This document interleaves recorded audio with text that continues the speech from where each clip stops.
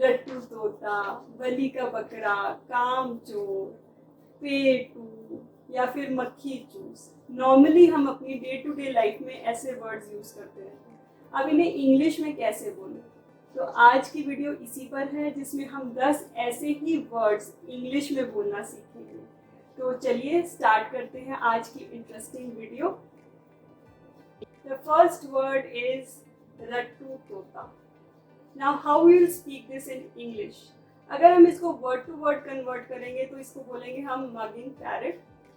No, the word is not correct. In English we call it as rote learner और crammer, क्योंकि cram करना मतलब रटना, तो हम इसे क्रैमर भी बोल सकते हैं या फिर रोट लर्नर। जैसे कि अगर हम हिंदी में बोलते हैं वह एक रट्टू तोता है, तो हम इसको इंग्लिश में कैसे बोलेंगे?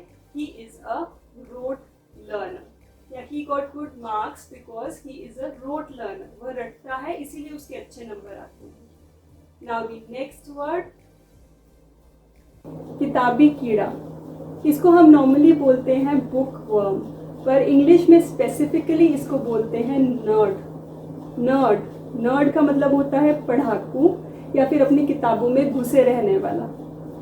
अब इसको एक एग्जाम्पल सेंटेंस से समझ लेते हैं कि जैसे children used to tease him all the time as a nerd. बच्चे उसे हर समय किताबी कीड़ा कहकर चिढ़ाते थे। चिढ़ाना या छेड़ना होता है टीज करना। तो the children always used to tease him as a nerd, calling him as a nerd. So this is one example sentence. And the another example sentence is, वह अपने स्कूल के दिनों में किताबी कीड़ा हुआ करता था। He used to be a nerd during his school days. So the next time when you are speaking kitabi keeda, you will not say bookworm, you will say nerd. The next word is nakalchi bandar. इसको हम English में बोलते हैं copy cat. Now the question arises in our mind that why do we call it as a cat जबकि हम हिंदी में इसको बंदर बोलते हैं।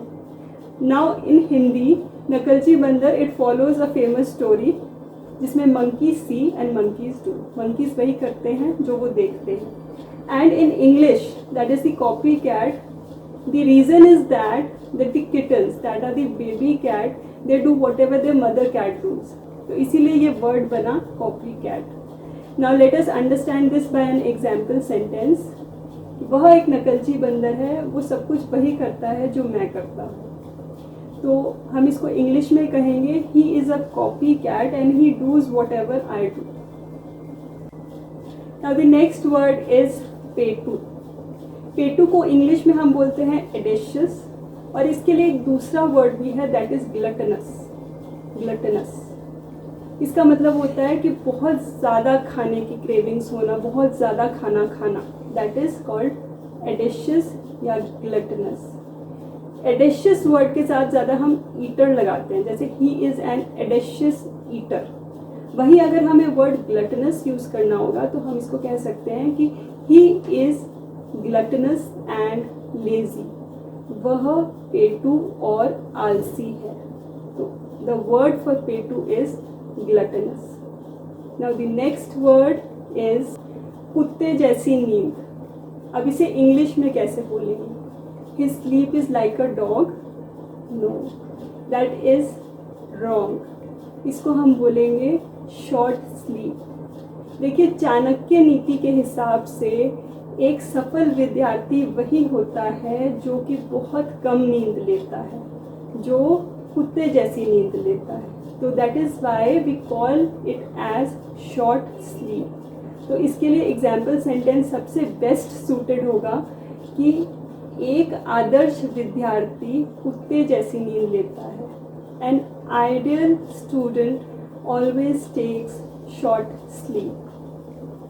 सो the word is short sleep. Now let's move on to the next word, कामचोर। इसको कैसे बोलेंगे इंग्लिश में?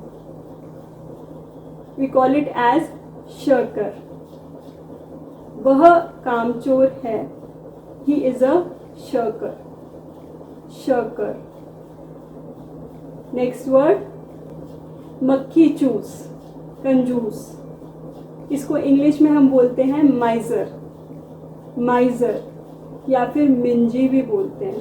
कंजूस को मिंजी भी बोलते हैं या फिर माइजर। जैसे वह इतना कंजूस है कि वह 7 किलोमीटर पैदल चला अपने पैसे बचाने के लिए। He is so miser that he went on foot for 7 kilometers. एक और स्टेटमेंट मिंजी के फॉर्म में देख लेते हैं। तो द मिंजी सेंटेंस इज, पैसे के मामले में वह बहुत कंजूस है। He is mingy in terms of money. The next word is बलि का बकरा, बलि का बकरा। इसको इंग्लिश में हम बोलते हैं स्केपगोट, स्केपगोट। जैसे उसे हमेशा बलि का बकरा बना दिया जाता है अपनी गलतियों को ढकने के लिए, तो इसको इंग्लिश में बोलेंगे he is always made a scapegoat to cover their mistakes या टू हाइड देयर मिस्टेक्स। तो the word is scapegoat. Next word is नाली का कीड़ा। इसको हम ड्रेन वर्म नहीं बोलेंगे, we call it as despicable, despicable. This means that the person deserves to be hated. उसके अपने गंदे कामों के कारण, उसके अपने गंदे बिहेवियर के कारण ही deserves to be hated. The example sentence is, अपने गलत कामों के कारण वह नाली का कीड़ा कहलाने योग्य है। He deserves to be called as a despicable man due to his wrong deeds or actions.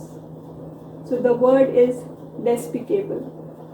The last word is आलसी या सुस्त। इसको इंग्लिश में हम बोलते हैं sluggish. The word comes from the word slug.